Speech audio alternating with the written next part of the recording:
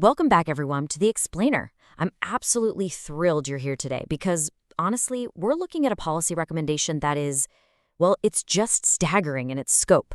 Let's dive right in. Usually when we talk about public health, we're discussing awareness campaigns, maybe some suggested screenings for certain age groups or dietary tips. But every once in a while, a proposal drops that completely redefines the boundaries of preventative medicine. Today, we're deconstructing a single monumental public health recommendation regarding kidney health that recently made headlines. We're going to break down exactly what was proposed, who it targets, and the sheer logistical scale of what this would actually mean if put into action. Buckle up, because this is a fascinating look at the absolute cutting edge of proactive health policy. So, what if your government required a medical test twice a year? Just think about that for a second. Imagine your personal calendar. Right alongside birthdays, anniversaries, and, dental cleanings, you now have a hard, legally binding deadline every single spring and autumn to submit to a specific medical screening. Not because you feel sick, not because your doctor suspects something is wrong based on your symptoms. Nope, simply because it's a mandated requirement of living in your society. It immediately reframes the whole relationship between you, the healthcare system, and the government, shifting it from a reactive system to an aggressively proactive one. Now, what's really wild here is the number 20. Usually, when we hear about sweeping health mandates, we just assume they're targeted at highly vulnerable populations, right? Maybe seniors or folks with pre-existing conditions. But 20 is the age floor being proposed here. This doesn't just cast a wide net, it basically drops a net over the entire ocean. By starting at age 20, this policy is targeting almost the entirety of the adult population. It captures you the second you leave your teenage years and literally follows you for the rest of your life. And then we hit the frequency 6. Let that sink in for a moment. Every 6 months. We aren't talking about a once-a-decade census or renewing your driver's license every few years. We're talking about a permanent, biannual medical requirement.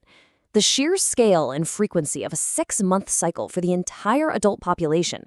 That's what transforms this from a simple health suggestion into an unprecedented administrative and medical undertaking. Section 1. The Bold Health Proposal. Here's the exact headline as reported by the Economic Times. Quote, Parliamentary panel recommends mandatory kidney tests for all aged 20 years and above every 6 months. Unquote. That is one single sentence, but man, it carries absolutely massive implications. In the world of policy and public health, every single word in a sentence like this is carefully chosen and heavily weighted. It's not just a friendly suggestion to drink more water. It is a highly specific, rigidly defined protocol. So the crucial part is how we actually break this down. Let's logically separate this single headline into its 4 core pillars. First, the entity, a parliamentary panel. Second, the action, mandatory kidney tests. Third, the target, ages 20 and above. And fourth, the frequency, every 6 months. By isolating these 4 elements, we can really start to understand the architecture of this proposal. It's honestly a masterclass in how a few specific parameters can dictate an entirely new reality for a nation's healthcare infrastructure. Section 2. Deconstructing the mandate. First and foremost, we have to define our entity. What exactly is a parliamentary panel? Well, it's a committee of legislators that examines specific issues and makes formal policy recommendations to the government. This is a super vital distinction to make to ensure we're being accurate here. This is currently a recommendation. It is not yet a finalized law. It's an idea, a very formal, highly researched idea presented by lawmakers, but it still has to navigate the whole legislative process to actually become a statute. But, the fact that a formal panel has proposed something of this magnitude, that tells us a whole lot about the current concerns regarding kidney health at the highest levels of government. And this brilliantly illustrates the core tension of the proposal. That word, mandatory. Notice the stark contrast here. Under normal circumstances, kidney health falls under voluntary screenings. You feel a pain, you notice a symptom, you use your own discretion to go see a doctor, and they test you, right? But mandatory screenings flip the script entirely. They're government-required and universally applied, regardless of how healthy you feel. It's the difference between a healthcare system waiting for you to ask for help and a system actively demanding that you prove your health. It is an incredibly aggressive preventative approach to public health. Moving on to Section 3, the target demographic. As we established a minute ago, the recommendation explicitly states all adults starting at age 20. The keyword here is absolutely all. In public health, targeted screenings are usually the norm. You screen smokers for lung issues, you screen older demographics for certain cancers. But this panel isn't just recommending we test those with a family history of kidney disease. They aren't just targeting those with high blood pressure. They're stating that a perfectly healthy, athletic 21-year-old with zero family history of illness requires the exact same level of government-mandated kidney monitoring as an 80-year-old. This builds a fascinating demographic reality. Think about it. 20 years and above encompasses entirely different life stages. You've got young adults in their 20s, maybe navigating college or their very first jobs. You have the entire middle-aged workforce balancing careers and families. And of course, you have senior citizens. This single sweeping mandate would tie all of these incredibly diverse groups together under one synchronized medical schedule. The scale of trying to communicate with, and let alone enforce, a medical mandate across these vastly different demographics is almost hard to comprehend. Section 4, the 6-month cycle.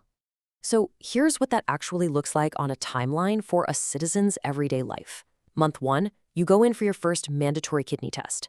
By month 6, you're already back in the clinic or the lab for your second test. And by month 12, just 1 year later, you are completing your third mandatory screening. It's a relentless, continuous loop. For the individual, it means constant, ongoing engagement with the medical system. But for the state, the implications are just staggering. Because if a government were to actually turn this recommendation into a reality, they'd have to climb an absolute logistical mountain. Just look at these steps. First, they'd have to establish nationwide tracking for every single adult over 20 just to know who has and hasn't been tested. Second, they'd have to physically facilitate millions, and we're talking potentially hundreds of millions, depending on the country's size, of medical tests twice a year. Do they even have the labs for that, the technicians, the supplies? And third, they have to process, record, and analyze all of that resulting data every single 6 months before the whole cycle starts all over again. It's like a perpetual motion machine of public health data collection. In our final section, Section 5, a new public health era.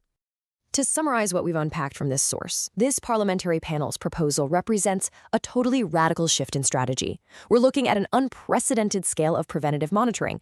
It forces a complete systemic shift away from reactive healthcare, treating kidney problems when they actually arise, over to aggressively proactive kidney health, where we are searching for problems every 6 months. And it inherently acknowledges that the threat of kidney disease is considered so severe by this panel that it warrants monumental logistical and administrative requirements just to fight it. It's a bold, controversial, and incredibly massive approach to a health crisis. Which leaves us with this final thought for you to ponder. Could mandatory biannual testing actually be the future of global preventative health?